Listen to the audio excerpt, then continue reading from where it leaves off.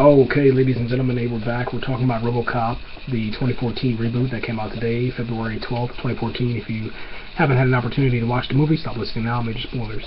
Let's talk about the good things about RoboCop. The ending of RoboCop is probably one of the best endings to set up a sequel that I have ever seen. And I like how they said he's ready.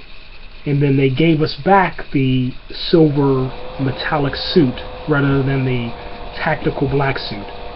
And I also like how when they introduced us to the black suit, the Michael Keaton character, he said inside of the movie that he was just speaking. He said it's not until you show people what they want that they really want it. People want things, but they don't want it until you show them it. They're really not ready until you show them what they want to see, or show them what you want them to have, or whatever. And then they showed us the black suit. They revealed the black suit.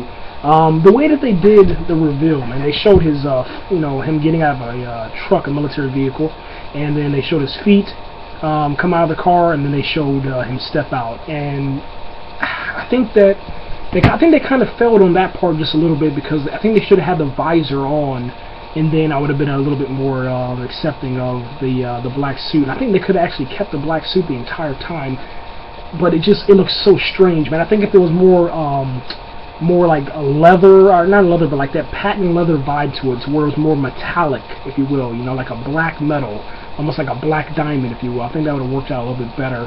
But there was a couple of little spots. It was like this hard metal, almost like a leather, and it was very dull, man. And then there was one part on his sleeves. It looked like there was a little bit of a patent leather, real shiny metal, and black metal, and I think that would have worked out a lot better if they would have done it that way.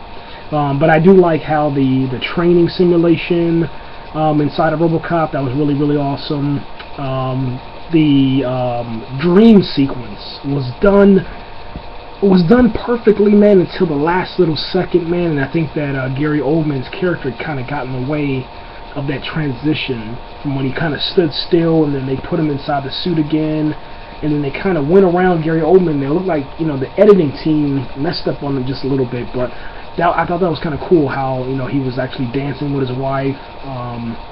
I think they should have pushed that forward just a little bit in the movie to kind of allow us, the audience, to kind of care for Murphy's character a little bit more, and a little bit better.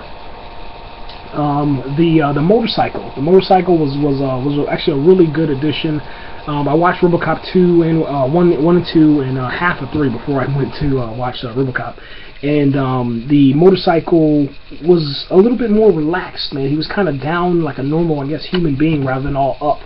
And maybe that kind of depends on the motorcycle itself, but those motorcycle scenes where the camera was in the front of the motorcycle looking back at the at RoboCop was just awesome, kind of speeding through the city, all that stuff. The update and upgrade with the RoboVision was really good, man. It's real clear video feed instead of that choppy feed. I would have liked to see a little more first person sequences through RoboCop.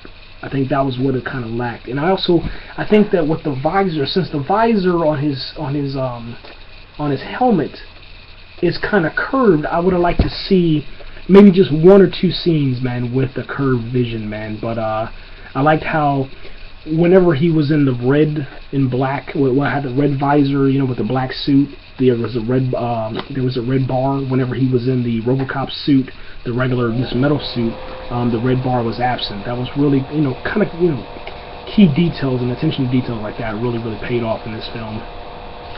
Samuel Jackson's character, the Novak guy, the Novak elements, when that popped up on screen, you just started laughing immediately. I think they really did a good job with that.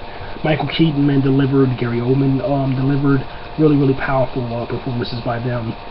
Another thing that I liked was whenever RoboCop identified the guy in the audience, or the crowd, the rapist dude. When he identified him out of that entire crowd, and you had the two cops sitting behind, that was like crazy, man. That was crazy. So I think that the reboot will be successful if it gets an RoboCop 2, if they can, get back to the basics of having fun, man. But overall, man, there was a lot of good elements to the RoboCop movie, and those are some of my favorite ones. My favorite scene of the new RoboCop movie would have to be the warehouse scene where he's running through doing training with Freddy Krueger. That was like a really, really awesome scene, man. I think that kind of had a little bit of humor in it, and it kind of showed you just how good this new RoboCop guy, the Kinnaman, can be as an actor as far as a robot. That was really, really good. I'm going to upload another podcast real quick, just talking about the bad elements. That's going to be a little bit longer. But overall, man, if you can see this movie, check it out if you're a RoboCop fan. And if you want to wait till VHS or DVD or Redbox, man, do that also. I recommend that. I don't recommend going to see it if you're really not a huge fan of RoboCop. Overall, man, 4 out of 10 stars, man. Right here.